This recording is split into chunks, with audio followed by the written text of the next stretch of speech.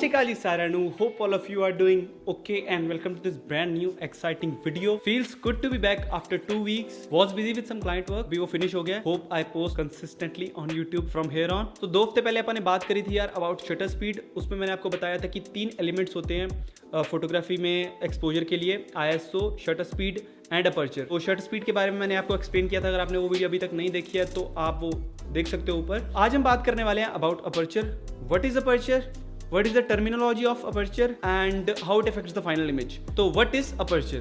तो पिछली वीडियो में जैसे मैंने एक्सप्लेन किया था कि इमेजिन कर लो एक खाली रूम है, उसकी सिर्फ एक ओपनिंग है, एक डोर है जो खुलता है और बंद होता है. तो शटर स्पीड क्या थी कि कितनी तेजी से वो दरवाजा खुलता और बंद होता है, वो हमारी होती है shutter speed. Aperture is size of that door. एक इतना सा डोर है, ओपनिंग जहां से लाइट आ रही है, एक इतनी बड़ी ओपनिंग है जहां से लाइट आ रही है.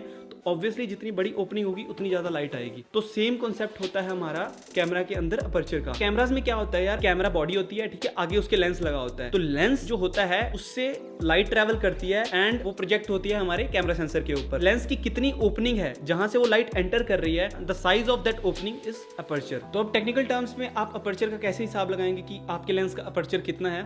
तो लेंस के सामने एक राउंड बॉर्डर होता है, उसमें लिखा होता है कि फोकल लेंथ कितनी है, थ्रेड का डायमीटर कितना है, अपर्चर कितना है. तो नाउ टॉकिंग अबाउट टर्मिनोलॉजी. तो टर्मिनोलॉजी जो यूज करते हैं हम अपर्चर को डिफाइन करने के लिए, उसको बोलते हैं एफ नंबर. सो एफ नंबर क्या होता है, basically the focal length of your lens divided by the diameter of your aperture. तो इन सिंपल वर्ड्स, जितनी बड़ी आपके लेंस की ओपनिंग होगी उतना छोटा नंबर होगा. तो फोकल लेंथ हम कांस्टेंट मान के चलते हैं, ठीक है. तो डिवाइड कर रहे हैं उसको हम बाय डायमीटर ऑफ अपर्चर. जितना हमारा ज्यादा अपर्चर होगा उतना ही एफ नंबर छोटा होगा, क्योंकि इनवर्सली रिलेटेड है ना दोनों. Smaller the F number, bigger the opening और bigger the aperture of your lens. अब लेंसेज होते हैं 1.4, 1.2, 1.8, ठीक है. उनका मतलब कि उनकी ओपनिंग जो फ्रंट में है बहुत ज्यादा बड़ी है.